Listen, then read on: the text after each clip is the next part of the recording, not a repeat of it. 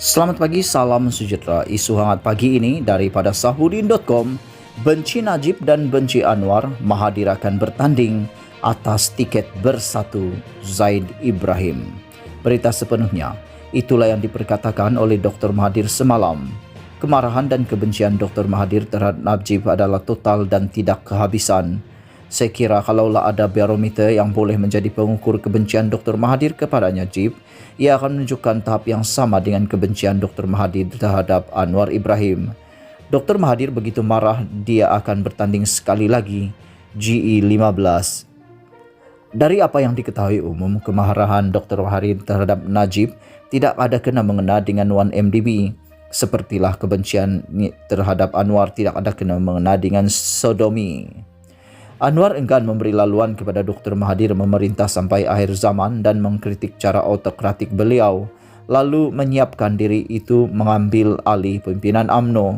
Itulah puncak kemarahan Dr. Mahathir yang tidak berakhir terhadap Anwar. Dr. Mahathir tidak pernah menghukum siapapun termasuk dirinya sendiri karena skandal keuangan.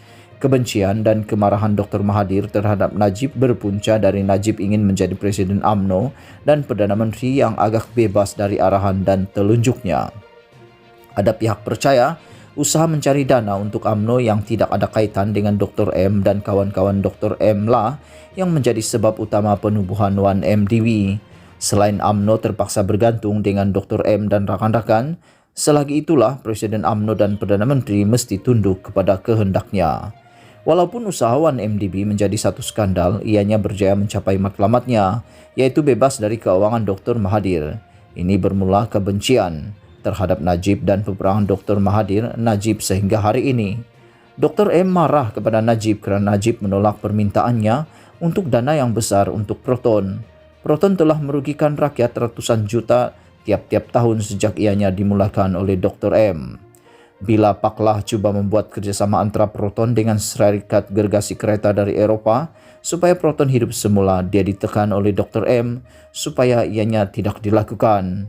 Najib juga berusaha menjual Proton kepada kumpulan lain yang dapat menghidupkan semula Proton dan menghentikan kerugian besar, tetapi Dr. M tidak setuju. Itu punca kebencian kedua.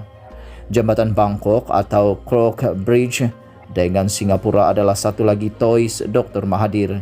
Dia marah bila Paklah menghentikan pembinaan Crook Bridge. Lalu beliau mahu Najib teruskan idamannya itu. Najib juga menolak kerana pada masa itu Johor pun tidak setuju dengan pembaziran tersebut. Saya percaya faktor Mukhriz tidak kekal menjadi Menteri Besar Kedah ketika Najib berkuasa di pusat juga salah satu punca kemarahan Cidet. Saya bukan penganalisis politik, tetapi saya percaya banyak faktor yang menyebabkan UMNO tewas GE14. Najib seorang diri tidaklah boleh memikul beban dan menjadi punca UMNO kalah. UMNO tewas kerana ianya terlalu lama di bawah pengaruh Dr. Mahathir. UMNO tidak dapat berubah dan tidak dapat menerima perubahan dan cara berpolitik yang progresif dan sihat di bawah Dr. Mahathir, yang di mana dewa-dewakan ialah politik Machiavellian, di mana kuasa mutlak diutamakan dan prinsip diketepikan. Semua cara untuk mengekalkan kuasa dihalalkan kerana tidak ada moral dan integriti diperlukan.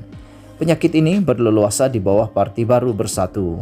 Bersatu dan cara ianya bergerak secocok dengan cara Dr. Mahathir dulu.